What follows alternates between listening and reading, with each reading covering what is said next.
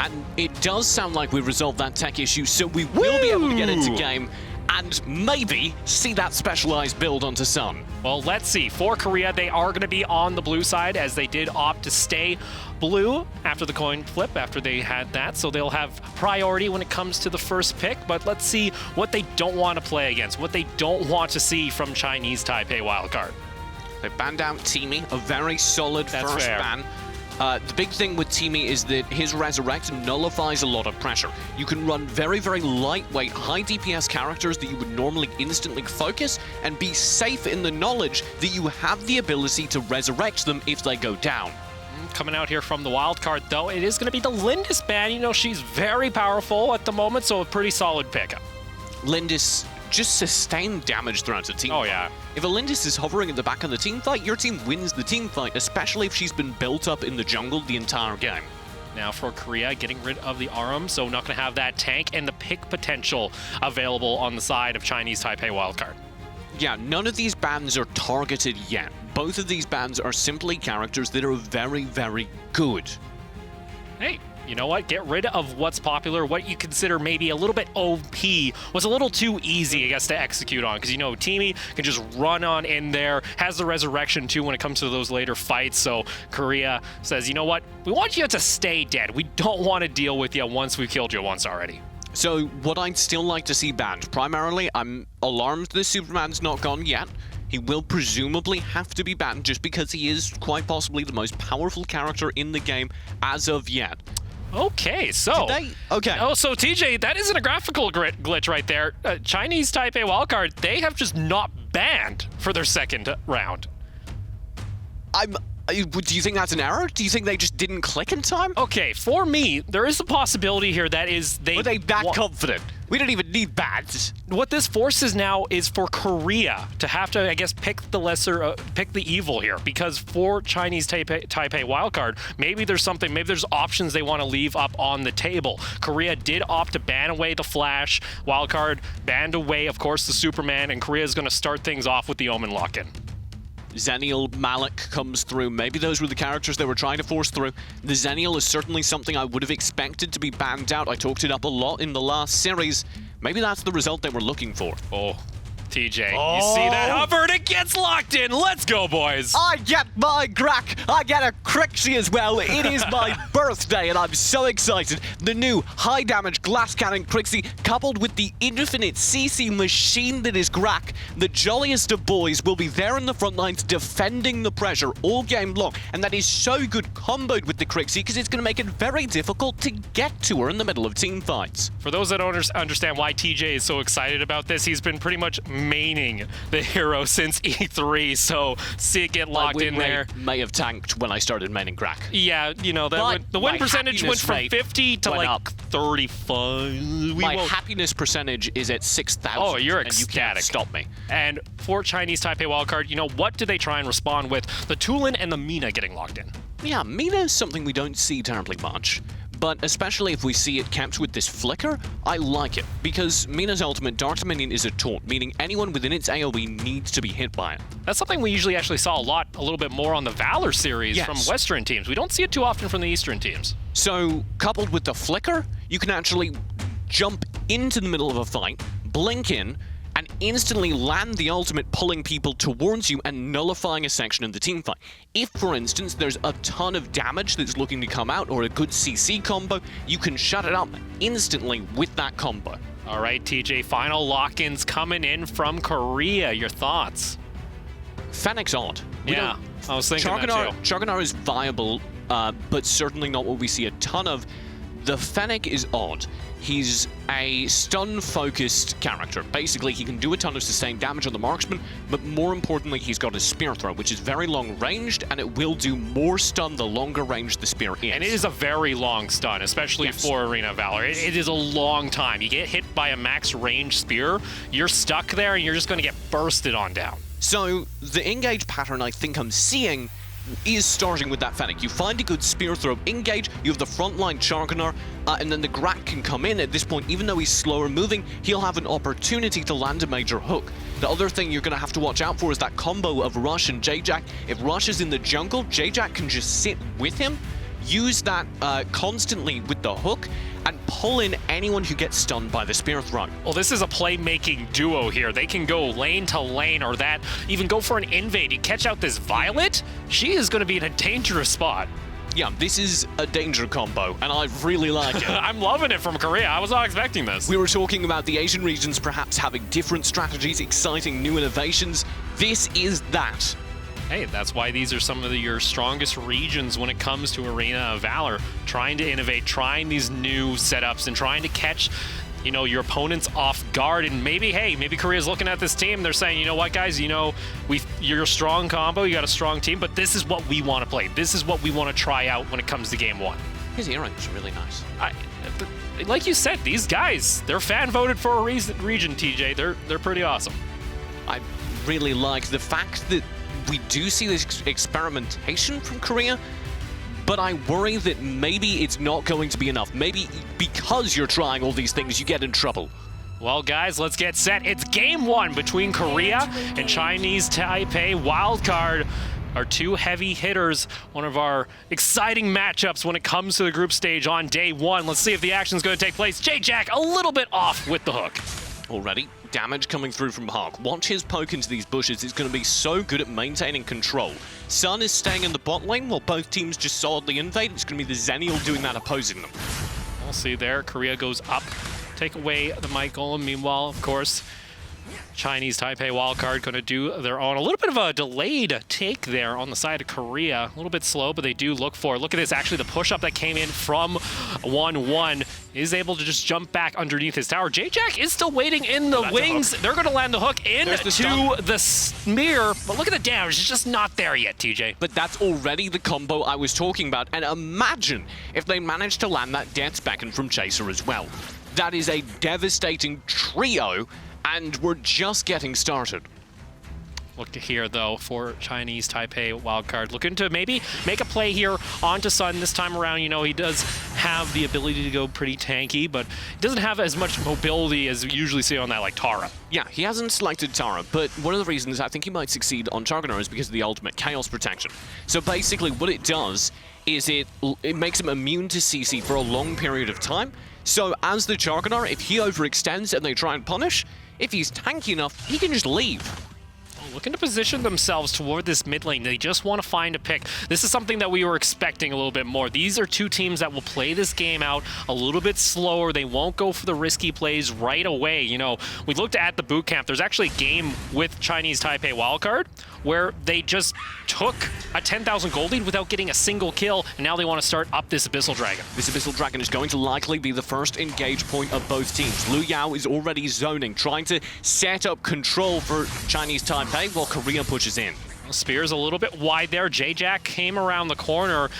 You do see Wildcard is keeping that Abyssal Dragon aggro. It's not resetting, and it looks like they'll be able to take this scot-free. Korea's not going to go for the play just yet. Now piling on Hawk. in. Abyssal Dragon was taken on down. Hawk is going to get taken down as first blood goes in favor of the Wildcard. J-Jack and Rush consider working on a combo there. J-Jack thinks better of the idea. That's not a fight you want to take 2v4. You should count your blessings that you got away underneath the Malik pressure. Like that, that's going to be a 1,000 gold lead in favor of the Wildcards. Let's take another look at how that broke down. You can see Liu Yao pushes forward, and they instantly find the stun. J-Jack's hovering. He's thinking, should I go for the hook? Should I? Be a little risky. A little risky. We should be happy we got away. You back off, you stay safe, and that's rare from Korea, a team that is normally so aggressive. And it's, I think, a sign of how seriously they're taking this match. And on top of that, if you find those fights, especially in the jungle around a choke point like that, that shock is just so wide. It's so big, it's really hard to get away together as a team. Once you get split up, then you get isolated and just taken on down by your opponent. So a nice start here. Let's see if they can continue it. It looks like, though, Korea wants to answer up toward this top lane. 1-1 is absolutely stuck. He has nowhere to go, and Korea will find their first kill. There's that first sign of aggression from Korea. They'll play this grouped combo just like we saw there, and you can see it's still working. They try and catch out Hua Lin. You saw J-Jack there. He was ulting. It looks like he was holding on to the flicker, but that did allow Korea to secure themselves the first tower of the game, and that is their play often of the time. They like to take towers. They like to get the map control. Yeah, he didn't need to actually find that World Devour because the threat of the World Devour Flicker combo is so deadly. But look at this, J-Jack and them get caught out. This was the duo that need to roam together and find CC, but if they get grouped up upon, the wildcard team is just going to be able to rip them to shreds. Chaser, though, in the meantime, this constant aggression will come through from the Omen, as many Omens, they're getting counter-aggressed in on, though. Sun, though, I've seen this one before, but he won't be able to escape. And man, kill counter's starting to climb here, TJ. That's a 1,500 gold lead at 4.5 minutes. Sun built the Null Cleaver as his first complete item, but he's sitting, I think, with the Phoenix tier, trying to build himself an Orb of the Magi. That's going to be a damage-focused build for the Charcanar, not really playing to the strengths we've seen from Sun in previous games. Chinese Taipei wildcard, they're going to go ahead and pick up their first tower of the game in the bot lane, and just in time, the Abyssal Dragon around the corner. Well, they're going to go for it. Chinese Taipei have the control, and Korea is cowed, forced to play already behind their towers. That's not what you want from them.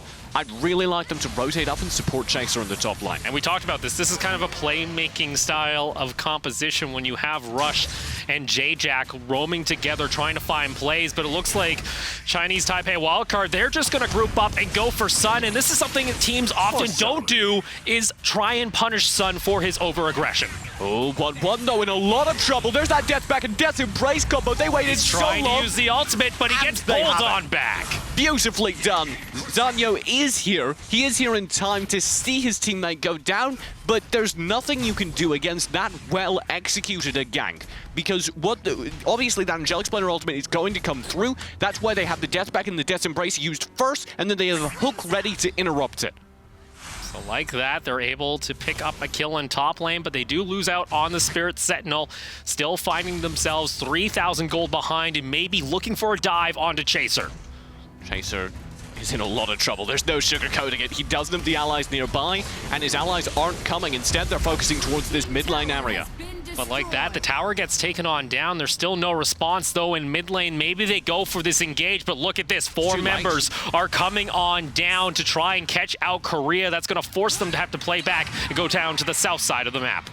Yeah, they might actually get this bot lane tower with the They really need to decide here. Are they going to commit fully to this, or are they going to get collapsed on? They do at least take the tower, or even are able to trade up 2-2. This is a little confusing, TJ. This is not what we were expecting. This seems chaotic. Seems like Korea don't know what to do. Zanyo goes down pretty low, but he does have the Zen coming back into the fight. Does provide the safety. Korea still look to be in control, though. Even when it is as chaotic as that, they have the bot lane pressure. Yes, they went for the mid lane, and no, they didn't find the tower, but they got a decent amount of damage onto it and the bot lane for free. So I would argue that's 1.5 for 1 in terms of the tower trades, and therefore in their favor.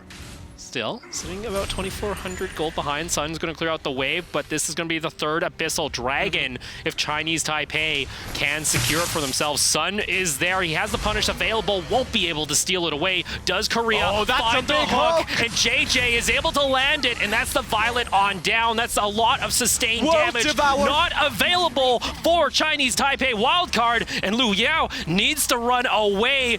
Hualin still underneath, and Rush is just going to take him on down. Korea find 3 members. That was control abilities for decades. I'm pretty sure you could find a statue of Hualin because he's been petrified permanently. Archaeologists are going to find him in a few years.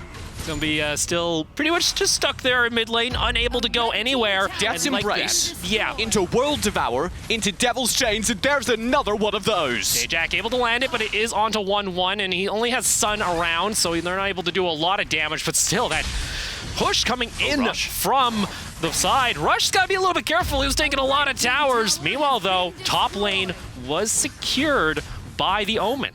That was a good Mina ultimate there. The Dark Dominion coming through, forcing Rush to play underneath the tower. If he'd gotten even a tiny bit more damage, you would have had one more tower shot and likely the kill.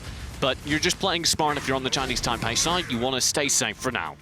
But now Korea has evened up this gold, evened up the kills, got themselves some towers. They're just not able to secure the Abyssal Dragon. They've kind of let that one go to the wayside, instead opting in onto these towers. And that's what we were talking about earlier. You know, the Chinese Taipei wildcard team likes to play around the river, likes to try and take control of the jungle and use that to enhance themselves with gold and experience. Now the question is, how can they translate that into these fights? And man, J-Jack, he's been landing a lot of these hooks, and he's just a hair off in most others. I really like the pressure from J-Jack. This is exactly what you want from a good crack. I think we have a good crack here. Yeah, this is usually not what I see when you're playing it. Oh, come on! Ooh, I'm sorry. I've landed at least 2, 3, 4 hooks a game. But meanwhile, though, Korea do find themselves a pick in the midsection of the map and now get themselves a 6 kill for themselves, and maybe looking for a little bit more, because Rush is going to come on over. 1-1 doesn't have a whole lot of room to work with, and he'll get taken on down. I love that from Rush. He just knows exactly where his target's going to be. Lands the spear for Rage. There's another good combo. J-Jack, he flickers on in. He wants to keep on going. Shock comes on down, but Korea are able to reposition. The knock-up is there, and J-Jack running a little bit low. Still no members falling. You can see that CC, though, from Korea. The damage this Crixie is doing is insane. His build is Orb of the Magi into Boomstick. That's it. And he's already doing all that. Now for the wildcard team here, TJ, what's your plan? You're starting to see it slip away a little bit. Korea starting to now group up together, get themselves some towers for themselves, and also their first Abyssal Dragon of the game is starting to get control of that river. I think if you're playing defense against this Korean side, you need to stop playing defense. Because so long as you're inside your own jungle, this is going to keep happening. The roaming duo is going to keep finding individual members and pick them off. So instead, group up and push out. Lock down the major objectives. Keep the gold game close, because you're getting every single Abyssal, which they have but one to the date. Do you see that on the minimap there, TJ? That's a Dark Slayer. No one is here from wildcard to answer this. This is what we talk about when we say map control. If you don't have the map control, if you don't have the awareness to know that somebody can go for Dark Slayer, that happens to you. And we talk about river control. That's usually something for Chinese Taipei wildcard, and they've let it go. These towers now don't give them any safety. And they're starting to play a little bit more collective, a little bit more calmer. But without that aggression, Korea can just look to roll over you. Hook is going to land. That's going to force the flicker out. The shock comes back in for the re-engage, but Sun is still pretty tanky. Chaser's over here on the corner. That tower isn't long for this world, and Korea are going to start moving forward as J-Jack is able to land the World Devourer. Hack takes down the Violet, and now multiple members starting to fall. J-Jack almost getting another hook. Chaser hard commits at the beginning of that fight to land the Death's Embrace onto Zanyo. Because of that, they're able to shut down the Violet before the fight even begins. The biggest chance for doing damage is gone just like this. You cannot hang around a tower that close to J-Jack. Minions starting to pour on in. This could be game one. Korea, they're just going to go for the core. The knock-up is there, but 1-1 cannot clear him out, and game one is Korea's. He attack, he strike back, but most importantly, he crack. I'm liking it. Crack absolutely defines that game, and I loved every second of it.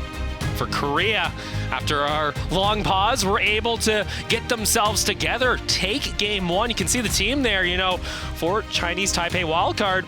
This is looking a bit similar to what we saw during the boot camp where Korea were able to 2-0 them. Yeah, I mean, Korea win this match on paper. That was not what I had on paper, though. No, that looked like, you know, 70-30 odds. That was usually a diorama. There was at least 3 dimensions, maybe 4 dimensions to that play. Are they playing 5D chest? Arena of Valor is that too. Definitely 5D Arena of Valor. I loved the combo. They were able to do that entire series. You can see plenty of it here.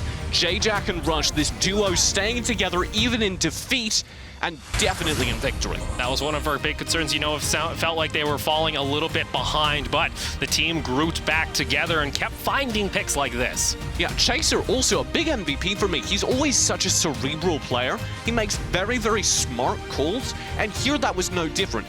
This fight especially, watch Hua Lin, he just gets Death Pack and Death's Embrace. Sure, Chaser may die for it, but he doesn't even chase this kill. All that is for is to shut down the two of them.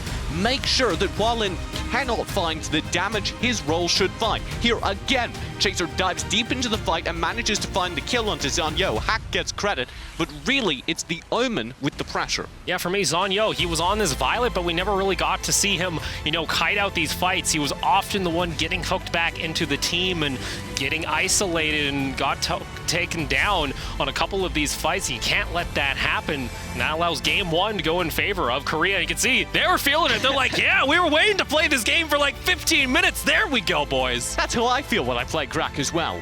Hey, they played the Grak. It's a ridiculously fun character. If you're sitting there and you're like, man, I want to play Arena, you should play Grak. He has hooks. Yes. He has the World Devour. Yes. Which is just a sick ultimate name on top of a sick ability. Yes. And he also wins games. You don't need to convince me. I know, I'm not trying to convince you, TJ. I know you love this hero. But you know what else I love? What? The blue side of Arena of Valor. Yeah, and that's going to Easily go... my favorite. That's going to go in favor now of Chinese Taipei wildcard. They have opted to take the blue side. You like that segue? It was all right. Easily one of my best topic transitions. Hey! I'm feeling it. Now... I think that... well, that man's You can face tell, says you it can all. see they feel a little bit defeated. They need to get their mentality back here, TJ, because you only get one more chance to tie up the series. That or Korea just 2-0s you. This is a set that means everything, because the control you get of your group if you beat Korea is massive. The pressure is somewhat off. And on top of that, too, once you head into the knockout stage, it's either versing a second seed team or that first seed team that's coming out from another group, because you often will see, your first place take on a second place. And that's the difference between possibly taking on Thailand or, NA, depending, how things pan out. We're going to get into our second pick and ban phase on the side here for Chinese Taipei. He has a notebook, and then his buddy has a bigger notebook. So no wonder Korea's winning. they got the mind games. They got the game plan already set. Taking a look at our ban, Zen going to be off the table, and Aram once again. Yeah, once again, typical bans. The Zenial wasn't banned last game, though. Yeah. And so the shift towards, yes, a more typical ban, but a definite one is huge. And Chinese Taipei, in that notebook, they've written, Chaser, stop him. Yeah, don't let him get an Omen. There's still a couple other heroes he could take if he wanted to have a little bit of that carry and that split pressure, similar to an Omen. We'll have to see, though, for Korea. They got 10 seconds here on what their second ban is going to be. What do they not want to play against? What worked, TJ, during the last match for Wildcard? I mean, not much. I want to see the Malik again. I really liked how they played the front line when they could hold it, but so much of what happened to them was an instant pressure beyond their front line, melting their key players, their key damage characters. So I look, actually, yes, you banned one of the characters that was doing that in the form of the Omen, but I look for what you're picking up to prevent that from happening again. All right, for Korea, their second ban came in. It was the Flash, so we're not going to be able to see him once again. For Chinese Taipei wildcard, going to be the Teamy on the blue Superman, side ban. Still up. Yeah, Superman's still up. This is a hero that often these Eastern teams will, decide to deal with. But Korea, they said, no, not again, no. If you have the Omen, Superman is a piece of cake, according to various Asian teams. They will be entirely okay playing Omen into Superman because they think it's an easy shutdown. But they don't have the Omen this time because of the ban from Chinese Taipei wildcard, so they're going to ban out the Superman as well. And this leaves us with a very standard character pool. These are bog standard bans. This is a swamp of bans. Well, you know what is up, TJ? The Lindis, and it's going to get locked in first thing. And that was removed last time. It's not usual to be banned. It's a very powerful character, but most of the time you figure you can deal with it if you have ranged poke or dive. Oh, Korea, are they thinking about it once again? J-Jack had a pretty good performance on it in game one. I've been thinking about that all since the draft of the last game. Never left my mind. Oh. Grak's just been on it. He's in every draft now for you. Yes. Like, everybody's picking it. I should hope so. Hey. Can you imagine a 5 Grak team? It'd be incredible for me.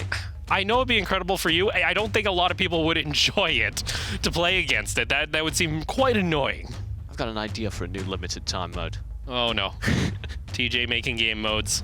Get him away. Guys, don't come back in onto the stage and talk to him about this idea, please. So the Malik pickup here, if they go for it, is interesting for me because that's 2 tanks. And I just said I want to see maybe the Malik again, a bit more tankiness out of Chinese Taipei to prevent the deep backline dive. They don't get that. No. This time, though, they're going to go ahead and take away the Kritsky, but, you know... Is it Kritsky because it constantly gets crits? Kritsky, oh my... My bad. Kritsky is a very powerful glass cannon character, and it's certainly a good pickup, but they're still not solving the crucial problem I highlighted. Chinese Taipei does not yet have a front line. And this is important because for them, they need to win this game if they want to get out of groups in that first slot. Because honestly, Korea right now, it's looking like they're going to stick to the same game plan we saw last time. I don't like this. It doesn't seem like you're enjoying this because that timer's ticking and it looks like it's going to be the Mina. Mina does not make me happy. We saw a bit of it last game. Yes, there were 1 or 2 good plays, but there's a reason she's not considered one of the main meta tanks. That's because she just doesn't have the field of impact that many other tanks do. She's weak on control abilities and HP pool. For Korea, though, you're looking at this. What do you want to pick up here, TJ? Because you got the tanks already down. A little bit of punish. A little bit Violet, of punish. maybe. Liliana, certainly there as well. Just give me characters you can farm up that will follow through, and then what's Sun playing is the follow-up question. And sometimes you don't even get to know that answer usually until the very last second because Sun, he just plays how he wants. Meta characters. Yeah, so he wants to play what he wants. It's very rare that Sun is challenged because he can play a variety of characters in that bottom lane, so he'll be happy. The question is what's in jungle for me, and it is a marksman, not a Violet, instead Fennec coming through. The combo did work a little bit toward the later half of the game. It is going to get locked in, so that duo, once again, going to be roaming around, maybe trying to find some picks. They need to actually, though, get the kills or get the objectives off those picks.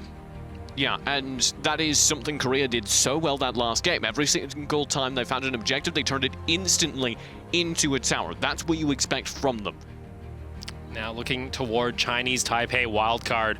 Maybe looking at a tank of their own, another front line to go alongside with that Mina still. Oh, surely not. Oh, that would be... Oh, surely not. I do not believe it. I don't think it's still, they still got 25 seconds, so I don't think it could.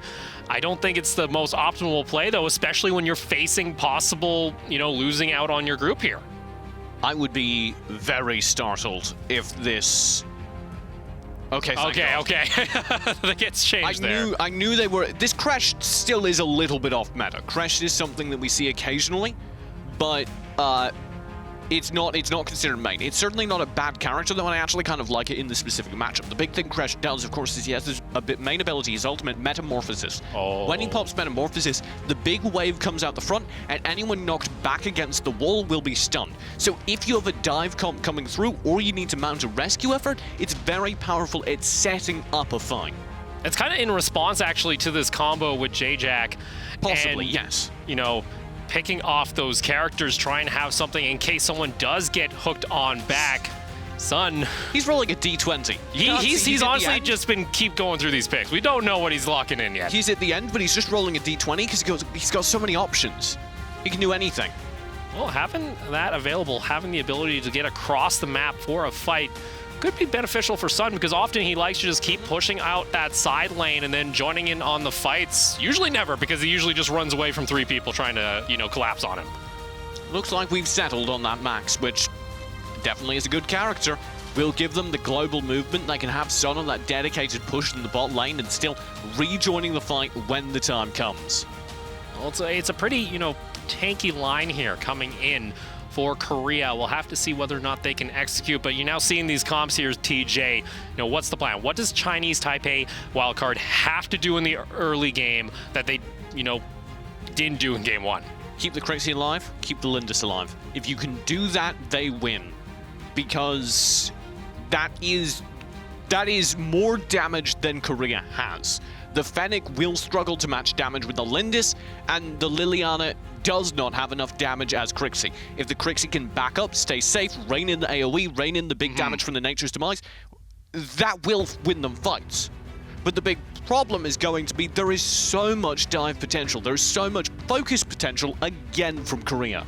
Looking to go underneath those towers, or, once again from J-Jack, hook them into the team and just swat away, bat away at them until they are done. That is a sick suit. Hey, he's looking pretty good, and Korea is looking pretty good, TJ, because they are just the one win away for likely securing the top seed out of their group with this win over Chinese Taipei wildcard. Oh. The two coaches hugging it out in the middle of the field, because what else could you do with a match this close, with a game that means that much? Both coaches have to just be crossing their fingers and hoping. They got one behind there saying, I'm being really nice to you, just try and get you some karma. I like karma. to think it's sincere. Why do you have to find the negative thing? I don't know. You're the ones you said finger crossed, man. Either way, it's going to be game 2 between Korea and Taipei, Chinese Taipei wildcard. Needing this win to keep their series hopes alive. Korea want to finish this one off with a quick 2-0. Korea, speed is the answer, I think. You say quick 2-0, they need to find that aggression again. J-Jack already not finding so much speed, but stalling out the opponent. Grabbing that mic buff like that slows down the pace of play. You see Rush has already finished off his buff and looking to keep going through the jungle. So, if you just delay that Lindis just a little bit or even apply some pressure, J-Jack gonna land that hook back onto NT. Hack is there, but still a little early to try and blow down this Mina. Apply hook directly to forehead. Hook directly to forehead. Follow that up with a magic ball of death. Yeah, blinding light, shining light, good combo because they're both AoE abilities. So if you can find a hook, if you can pin a lot of people in a tight area, then you can just use the Liliana to burn up that area. It's an AoE burst in a way that quite a few mages have. Absolutely love J-Jack because he likes to just stick around the bush throughout this mid lane and try and find, a wacky hook from an odd angle. Maybe trying to take out Wei Lin. Still though. Walin. Apologies. Instead, though, goes back up toward that top lane. Looks like Chinese Taipei wildcard maybe looking for a play here toward the top side of the map. Yeah, Sun's actually in the top lane, which is not what we expect, but it makes sense matchup-wise. Oh, 1-1, gonna start the engage. Sun a little bit low, and that's gonna be first blood going on to 1-1. Sun is a player who does die quite a bit because he plays so aggressive. Oftentimes his risks pay off, and you notice when they do, but you also notice when he just gets caught out like that because he's playing a tiny bit too far forward, and in this case, it may cost his team the Abyssal Dragon. You do see Abyssal was brought out there by Chaser, trying to start up the aggro. Spirit Sentinel will be secured by Korea on the top side of the map, so they get themselves a little bit of gold, but still down that 500 to begin things off at 2 minutes. See whether or not they still want to apply pressure toward this Abyssal Dragon. You see Wildcard, they're grouped up together. They're looking for a play. The thing that Korea did to stall out this Abyssal was Chaser walked up and actually used his Soul Eater, which does almost no damage. Gave him a little bit of shield. They're doing it again here at Hark. Just tag the Abyssal, kite it away. This forces the Abyssal to reset, and he's regenerating all the way back up to max before he hits his base position, which means that this early on especially, Chinese Taipei just simply cannot get the Abyssal until Korea say they can. Sun walks into lane, he spots out 1-1 from the bush. Still though, multiple members from Wildcard starting to position themselves toward this top lane. They want to try and catch out Sun. He's just underneath the tower this time. He isn't even pushed up, but looks like the call is going to be made. He's just leaving. Bye! But the rest of the Korea is arriving. 1-1 gets on over to the wall. J-Jack is going to join on in. Hack comes on over. A beautiful hook coming up from J-Jack. What was that? 2 kills coming in favor of Korea. That is insane. Beautifully read by Sun, knowing when to back off. The Eclipse doesn't last long as they instantly have the rest of the team there. And Korea looks like they've just turned on because now they also find a kill up in that top lane on a 1-1. Sun taking the advantage. They find these 2 kills. Many teams would instantly try and turn that into an objective. Say, okay, let's go get Abyssal. Korea, this team says, let's find another kill. Now let's take a look back on the previous play because J-Jack, that hook was ridiculous. And I'd like to highlight Hawk as well. It wasn't as obvious. He was actually playing pretty defensive. That's a defeated Sun. Oh man, you're feeling bad. So Hawk was actually playing pretty defensive. He was dealing with the first kill that they found, and instantly, as soon as that hook comes through, he has a blinding light coming in and stunning the new target. Oh, J-Jack, he was trying to hook back that Might Golem once again. Do not find it, though. Still, gold pretty close. Korea with a slight advantage. 3 members toward the mid lane, looking for the pick onto that Crixie.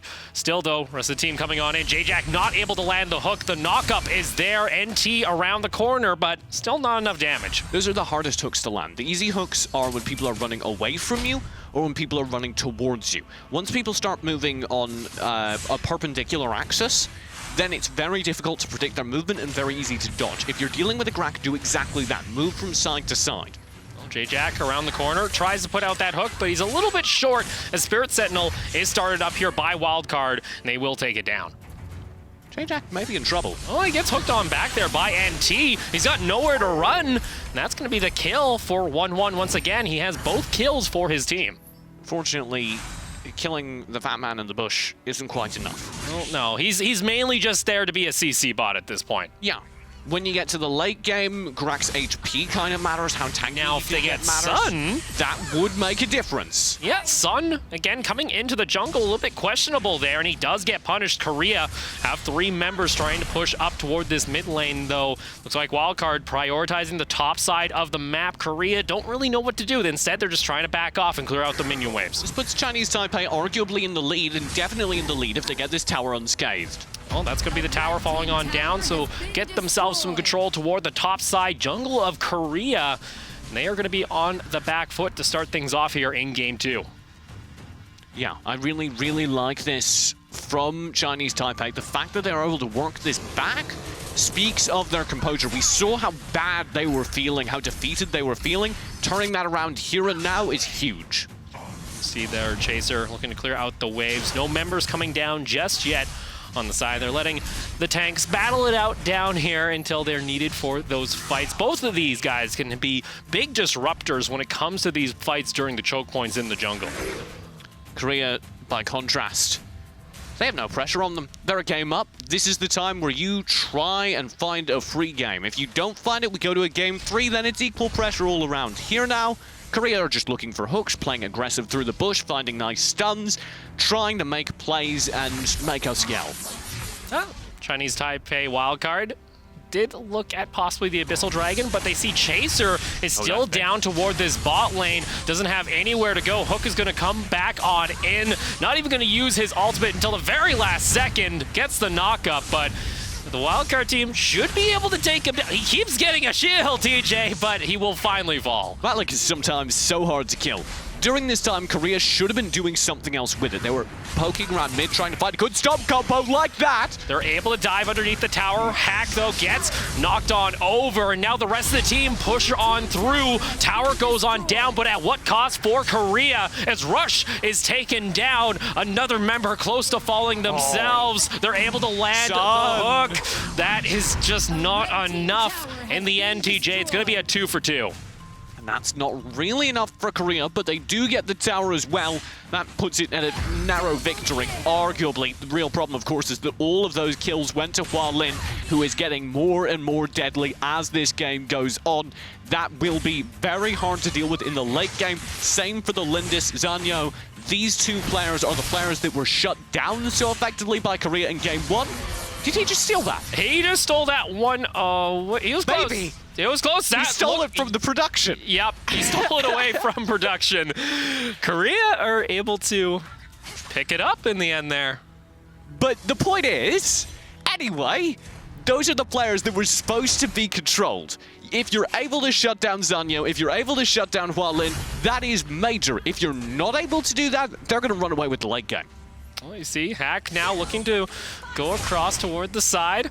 Deciding, though, not looking forward to those fights in the jungle. Like we mentioned, you've now got all this gold onto Hua Lin that once you have that AoE, if you look for these fights in the jungle, it can be devastating if you overcommit. Oh, that's but a good they get the hook onto 1-1. World Devourer, not going to land completely. Over toward the side, though. Rush gets taken on down. Sun, now the next member. A double hook coming out from NT. Double kill for the wild card. And J-Jack, he's going to sacrifice himself, but I don't know if Hack couldn't run away. Jack will fall. Triple kill coming out. that comes from the Irie. He pops his Ryu ultimate right in the middle of 3-4 players, instantly stuns up so many people that he's just able to leave.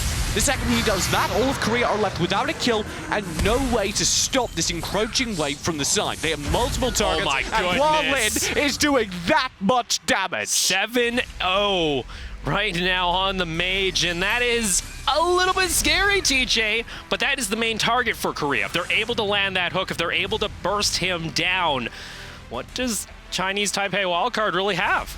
I would say dive, but they don't really have that right now. They need to start finding major hooks and punishing them quickly, and I just don't know that they have the damage to do so.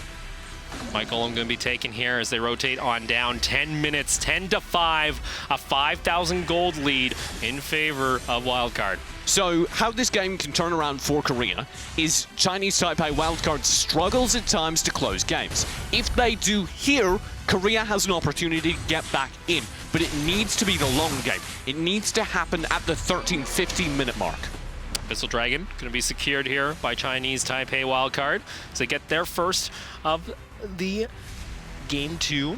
Darkslayer was also picked up, so now starting to get a lot of control throughout that river. J-Jack, though, is able to land the hook, and they're able to take down NT. That's what I'm talking about. Find the punish, find kills. Yes, it's NT. Yes, it doesn't even really matter that he dies to his team. It matters a ton to your team, though, because those kills are how you start to get your DPS back in the game.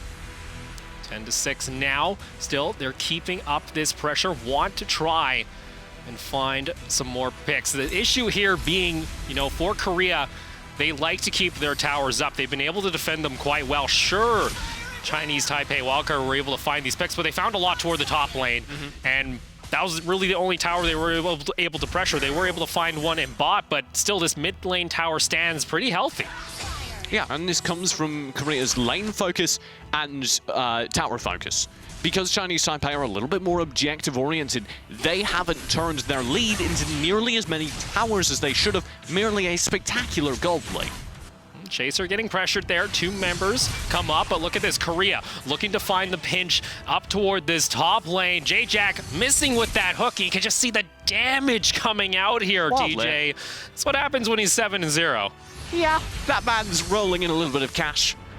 And it's really paying off. The fact that you're able to build your mage out that far ahead will always do well, but when it's a Crixie, a character that is one of the highest damage ones in the game right now, you're going to do extra well. Well, you could see that gold before disappeared. They have about 1,000 gold lead on every member of the team, sometimes even 2,000, especially in the mages. Walin just bought Frosty's Revenge. That's going to give him a little bit of slow on all of his attacks. That's a nice World Devour. They use it, but they just bring in Walin once again. He picks up another kill. NT actually intercepted the hook there to take that. If they were able to land it onto Walin, that could have been an opportunity for the fight, but it got turned. Now Korea are losing the objectives. I really thought that World Devour would be able to turn into a fight, but they don't feel confident enough to go for it as a full-out engage, perhaps because of their current deficit.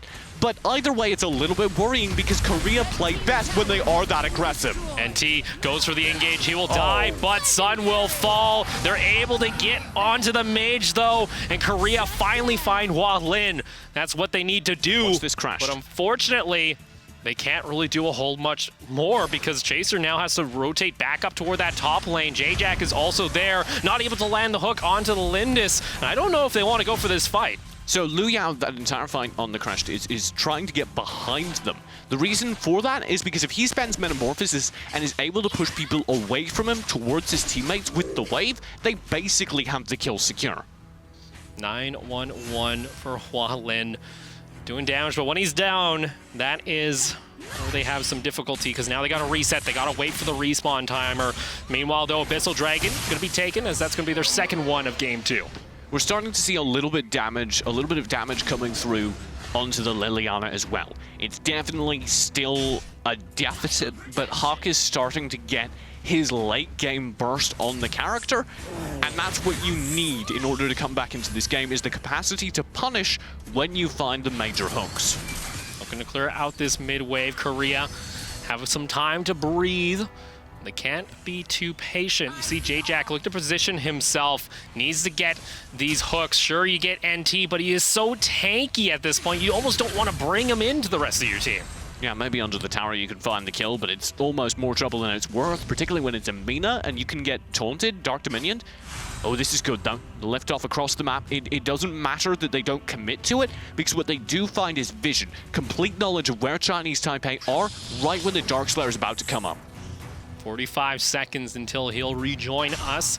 Still see, though, the pressure coming out from Chinese Taipei wildcard. They want to try and get this top lane tower. They've been putting a lot of pressure up there. Korea still looking to clear out the waves. J-Jack looking for the hook. That's a good brings hook. in NT, but that is the tanky member. That's not who you want. If Hawk can get some damage, if they're able to find it, that's maybe their opportunity. But look at that shield, TJ. You can't burst him down, and Chaser needs to back off. Heal comes out. Still, though, no member falls, but meanwhile, the tower in bot lane. You say you can't burst through all that shield, but Korea gave it a good go. They tried. Especially with the Malik, that's true damage, meaning it ignores shield HP. So they were able to chew through his HP alarmingly quickly, and the hook actually works on the Metamorphosis Crashed. He's not CC immune, so that was very nearly a kill onto Liu Yao. Spirit Sentinel gonna get taken down as Liu Yao sees the members of Korea coming around the corner, and he says, I do not want to deal with that. Darkslayer now has rejoined us. Korea maybe gonna look for a fight. If they can find a hook onto one of these carries, there is the opportunity. I'm going to be honest, this is Chinese Taipei struggling to close games. This is what we talked about. If Korea get this Darkslayer, even just stall out so the Darkslayer isn't taken, they become my favorite in the game because they've stalled out for long enough that they're on even footing again. That's what happens, though. We tell a lot of tales where he gets caught out, maybe a little too aggressive, maybe playing a little unsafe, and he gets punished, DJ. That's what Chinese Taipei need. Now they need to push further forward and find more value from it. Look at this. Darkslayer is going to be started up by Chinese Taipei wildcard. That's going to be their second one of the game. Now with the buff, TJ, what's the plan? They've got to get one of these high grounds. If they get one of these high grounds, their place in the game is secure. If they're shut down, if they're isolated before they can properly take the fight, they win. Uses his ultimate, brings back 2 members, but he was already so low, and 1-1 wants to go for the dive. They isolate the members of Korea as Rush will fall underneath his tower, and now the siege in the mid lane onto the high ground. 3 players currently down for Korea. Make that 2 now, but it still might not be enough to hold this game. Chaser looking to run for his life. He's able to use his ultimate to get out dodge. Sun just jumps into 4 members, but he's just going to get taken on down. He's stalling the minions, at least the members of Chinese Taipei wildcard, but they got minions in bot lane. 15 seconds on the shortest respawn. That's J-Jack, and they badly need him now. They take down the Liliana. Chaser is not long for this world. The high ground now exposed. A minion in mid lane, and Chinese Taipei wildcard are going to be looking to tie up the series and take game 2. Going to game 3 here is massive. You can see they're ecstatic, as they very well should be. Game 1 was so dominant for Korea, and Chinese Taipei very carefully put together what went wrong. We talked through the backline focus, and this time they have the tanks. They stop that from happening. They get their backline characters, their DPS, out ahead early and dominate the game with them. See Korea there, they were looking a little puzzled. They said, okay, what happened that time, guys? Felt like the game just wasn't in our favor. And nice to see some smiles there from Chinese Taipei wildcard. So they're now looking a lot more confident than they did after game 1. Do you think there's any more hugs from the coaches? Well, no, maybe, see, that was the thing. They gave them too much good luck, TJ.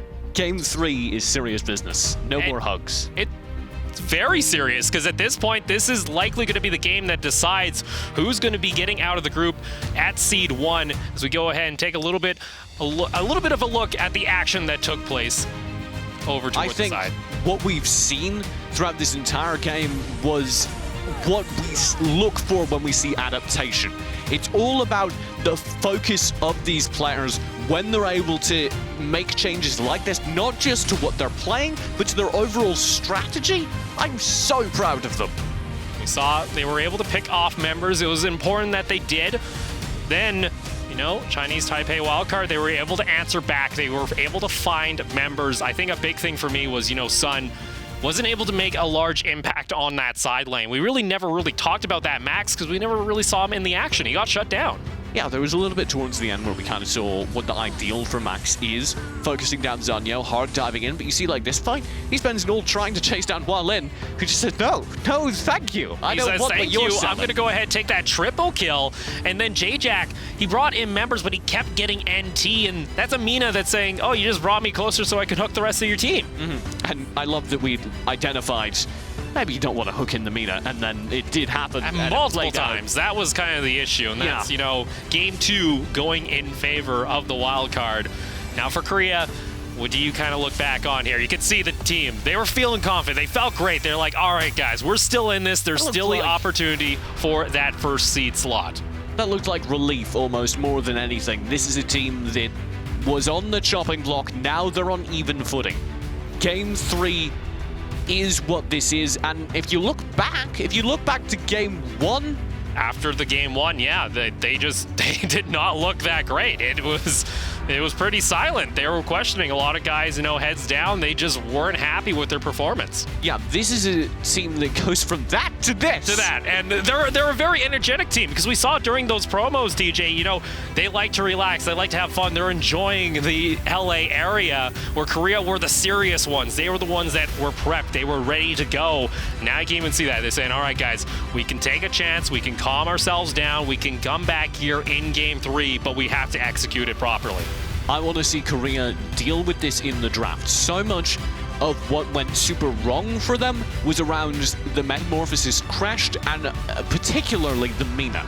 They were never really able to break through those two frontline characters, and when they did, there was a much more cognizant job being done by the backline, Hualin especially, of staying safe, staying back, so that Chinese Taipei didn't lose their major damage dealers early on. Well, it sounds like here we're going to be getting into our draft shortly for Korea, opting to stay on the blue side.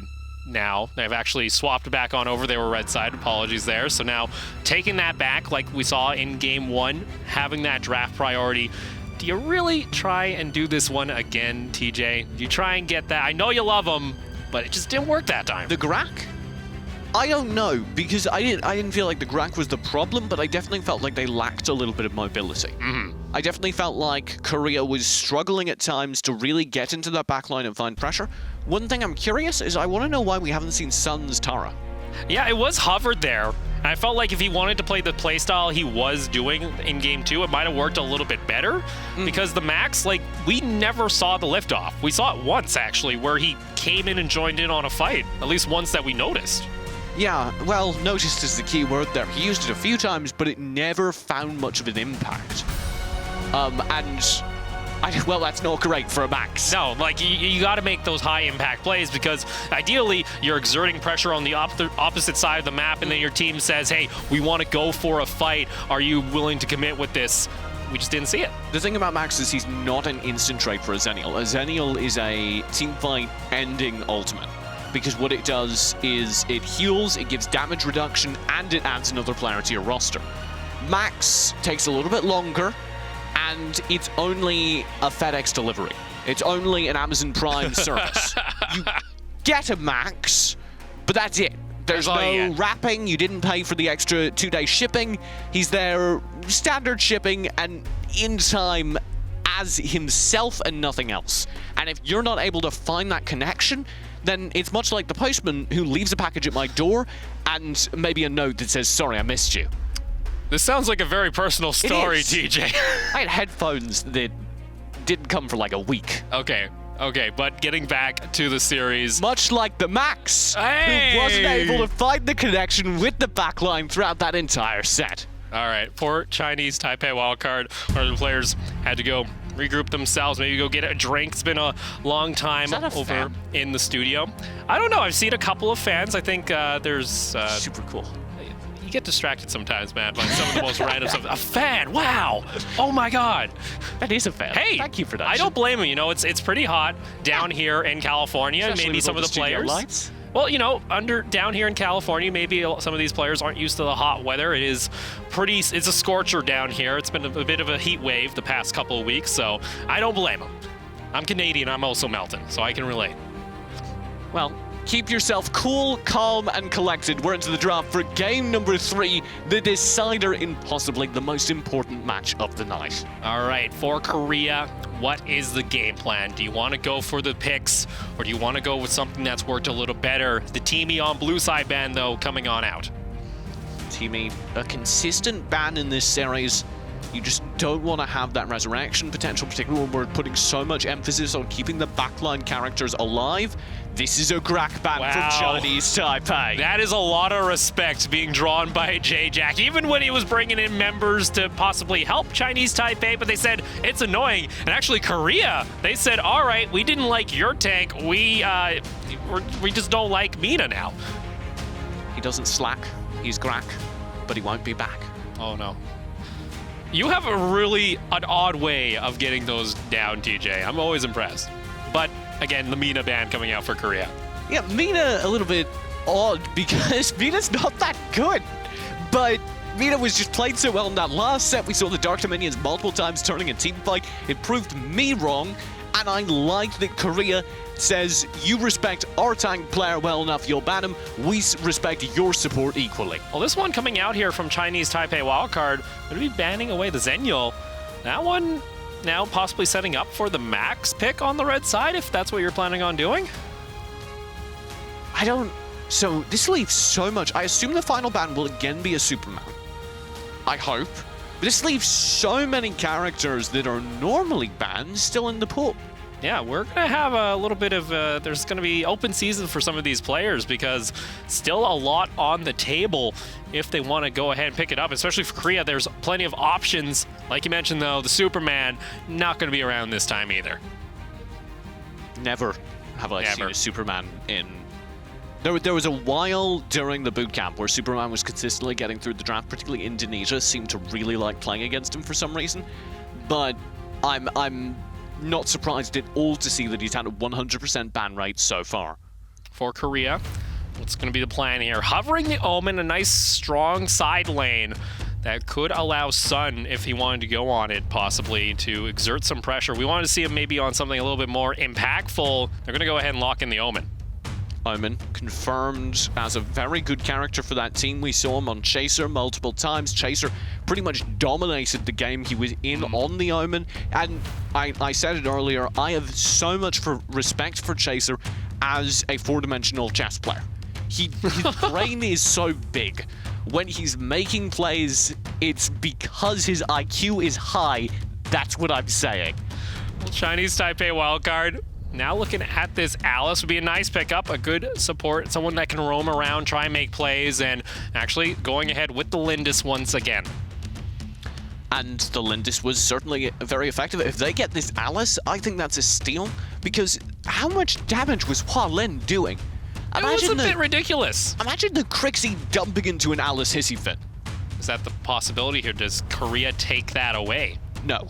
Because Crixie is a character that many teams haven't bought into yet. I very much doubt that Korea are willing to just run him on Hawk. We'll see here. The Alice did get locked in, but that's now scary. That's a scary idea seeing this now, because now for Korea, they got to be thinking that in their head. Do we want to go against that kind of combo with AoE? I feel like that this draft so far, it's Chinese Taipei. Yeah, that could get locked in. I don't think they can let it go over. No, it would be such a good combo. I completely understand why you'd want to take Crixie away. My question is just, does Hawk over on Korea feel comfortable on the Crixie? She's a very, very difficult character to play because it's so much about positioning. So this is interesting for me, TJ, it's Korea adapting during the draft. There's respect coming on in. This is something we don't see from this team too often.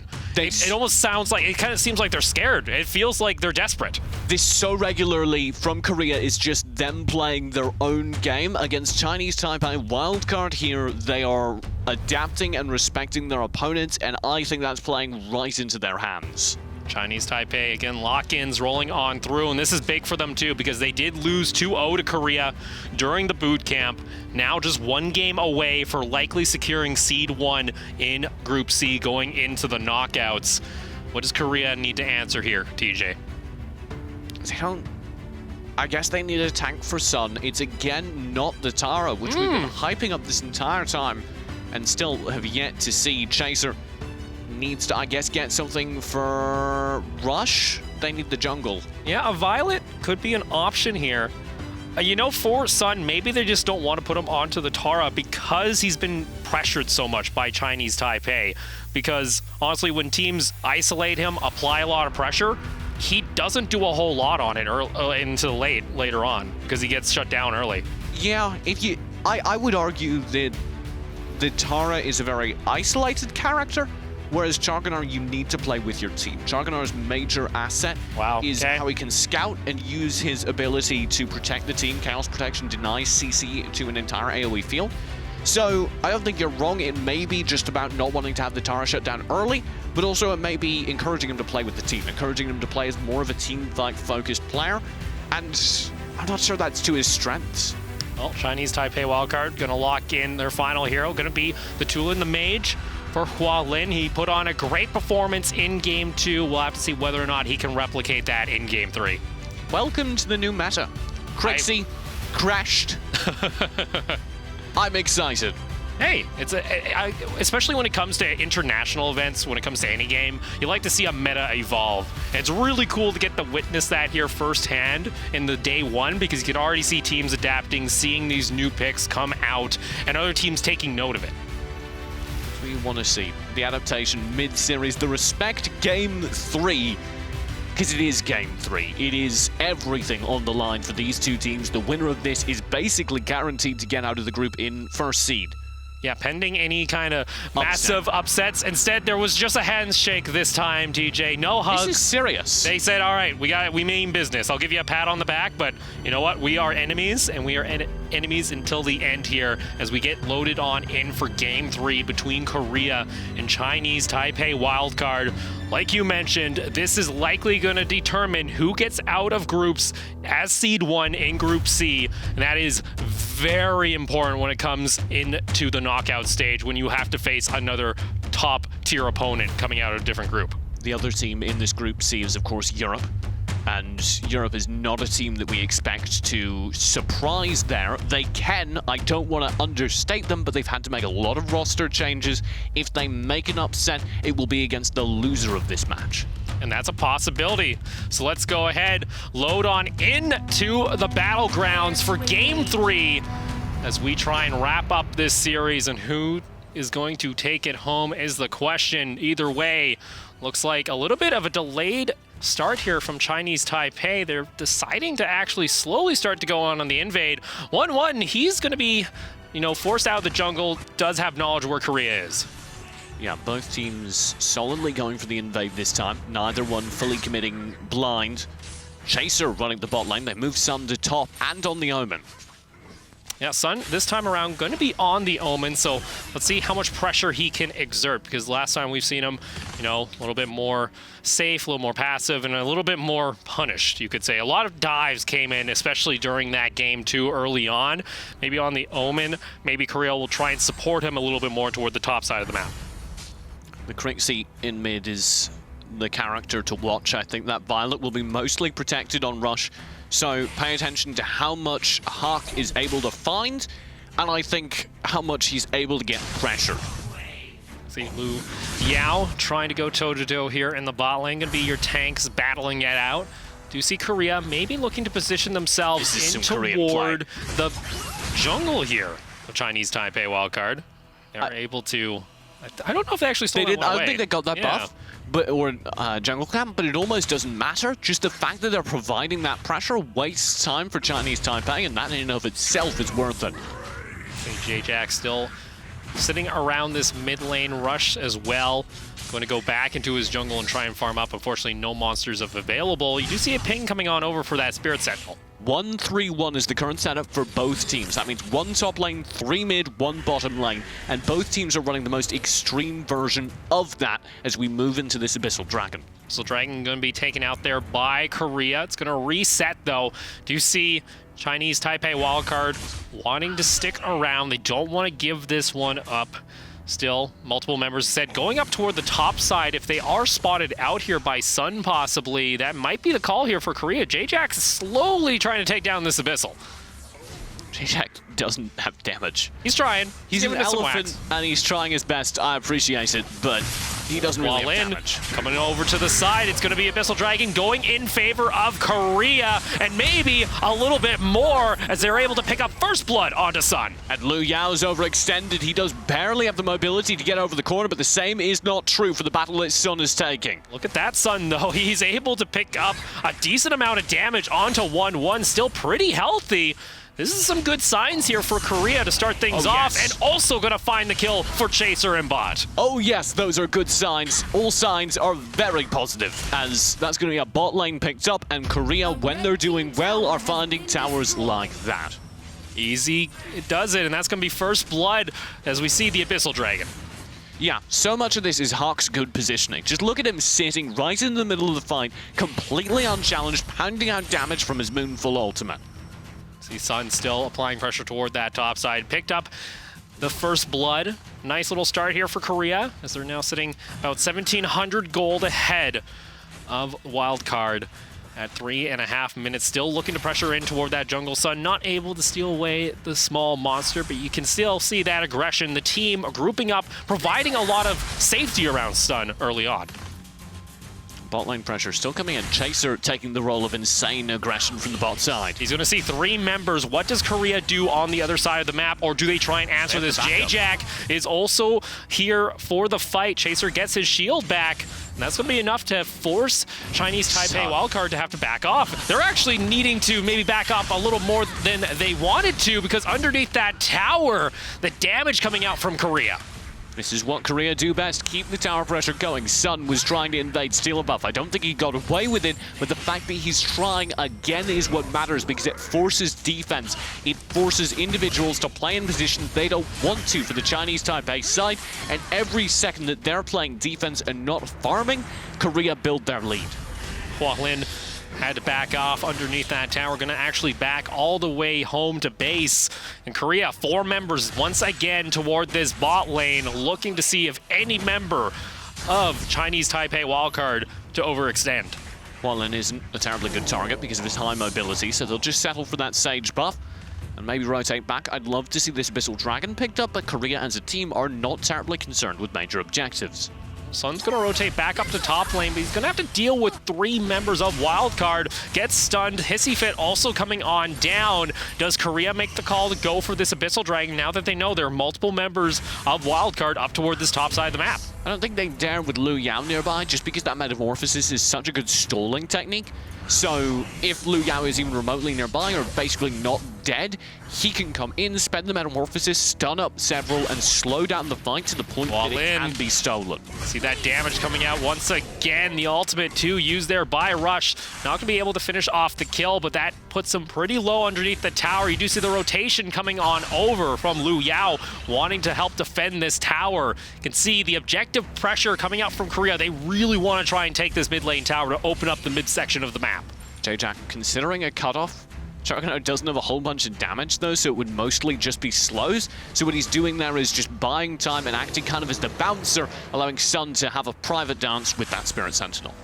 He's going to go ahead, pick that one up for himself. And once again, Korea rotate back in toward this mid lane. J-Jack looking to be that front. The knockup came on through. They actually get the Metamorphosis out of Liu Yao. That's a cooldown that they'd like to have if a fight breaks out here quickly. They're going to keep pressuring. All these buffs picked up. Korea is just out farming Chinese Taipei 10-1. And with that, Abyssal Dragon is still open up, but like you mentioned, that's not their primary objective, because they see all these members coming on over, even 1-1, cutting the wave in top lane. And that's a lot of pressure, actually, from Chinese Taipei. They feel they're being outfarmed, so they do exactly that. Cut wave, pressure into the opposing jungle, find a few camps, and this forces Korea to play a little bit of that unneeded defense, a little bit of that defense that wastes their time. Sun gonna rotate back all the way home with the recall. J-Jack still sitting up toward this top side. Like I said, a lot of safety came out for Sun in Game 3, and that's allowing him to scale very nicely on this Omen. You already saw some damage he could do. That's only going to get more and more threatening as the game goes on. J-Jack, rush, Hawk pressure in the mid lane will take this tower easily. Chinese Taipei should know that and should just be playing defensive here and pressuring elsewhere on the map. Lu Yao going to be able to jump out. Sun still getting pressured up toward this top lane as it will fall. Ultimate also use their chaser onto the front here. NT looking to be a little bit more careful as Chinese Taipei wildcard deciding not to go for a fight. 4 members of Korea slowly making their way back on down toward this Abyssal Dragon as Hack actually looking to stay in that mid lane, try and keep the pressure up so no one from Chinese Taipei wildcard can answer this Abyssal Dragon. Will be picked up. Rush successfully securing it while in the mid lane as the rest of the team just needs to play behind tower for now. Lu Yao has been baited out in front. You see 4 members of Korea looking for this play. The Hissy Fit is a nice that zoning duo, combo. and Rush will pick up the kill as they take him on down. The 3rd kill of the game for Korea. But look at top lane. Lots of pressure still coming out from Chinese Taipei wildcard. Yeah, 1-1 won't be able to get this tower because it's being stalled up. Sun's taking a fight versus Zanyo. He thinks it's more important than the tower, and he might be right. But that tower is gone. If he picks up 2 kills, that's a lot of gold just added on to Sun. Oh my goodness, though. It gets turned around on him by 1-1. But meanwhile, now Korea, they're able to pick up the tower in bot lane. But 1-1 can now start whacking away at this high ground tower. What is Korea going to do? 1-1, he's taking the tower. Oh no! He goes in too fast and gets executed by the tower completely for free. The big advantage of him staying there so long was that he was drawing recalls. Even though Korea had complete control, if he played that perfectly, he possibly could have taken down a high ground. And that is a mistake, TJ. Think about that. If that's what costs you in Game 3, milliseconds. That hurts. I think what happened was his wave got staggered. The first minion was already underneath tower, but it was low enough that it died before the second or third minions actually came in. So there was a tiny window where he was the only thing underneath the tower, and he got targeted. That's gotta hurt. Having a possibility of a free high ground tower just slip away from you like that. It's gonna hurt a little bit of the mentality, but hopefully they can recover. Sun now has rotated down toward the bot side. Looks like he's not willing to deal with 1-1, understanding that matchup, wants to try and isolate another member, but the rotations come on in. Korea looking for the top lane tower. Here's the pressure. Lu Yao could be caught out. That combo, Crixie Alice.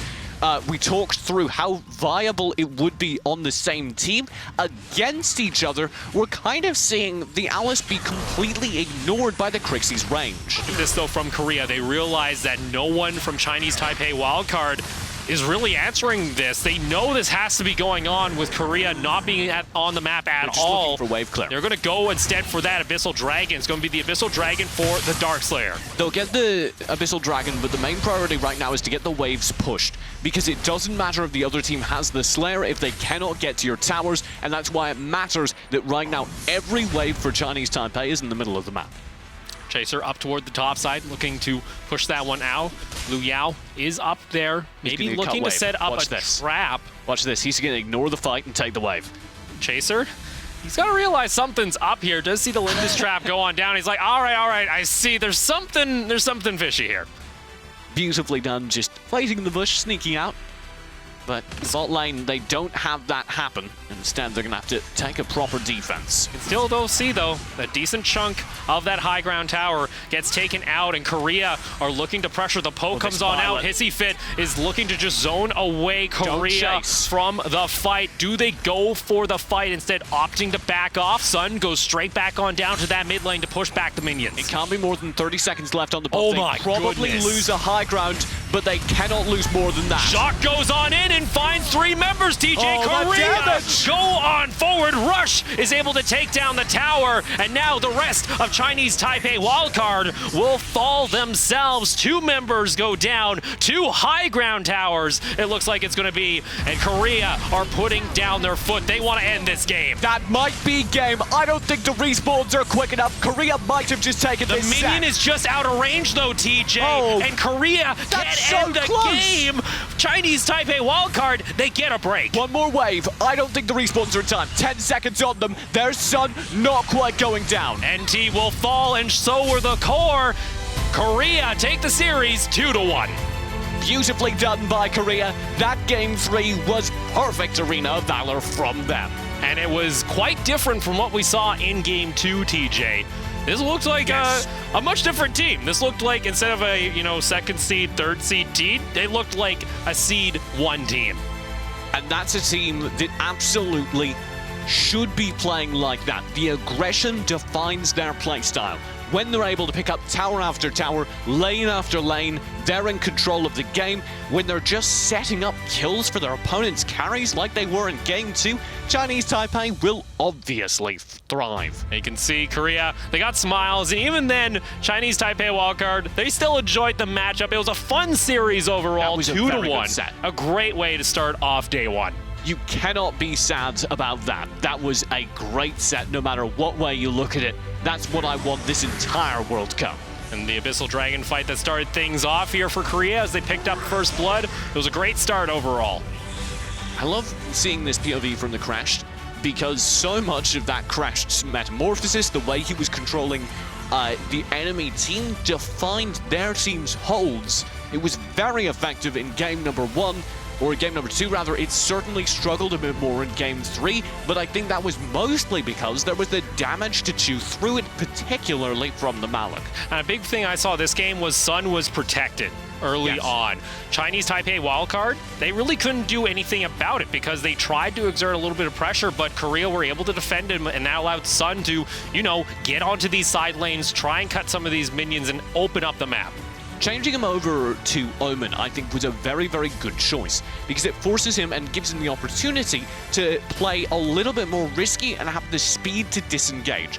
On Shargonar, I oftentimes felt like maybe he was just getting left out. He thought he could get away with stuff and he struggled to do so.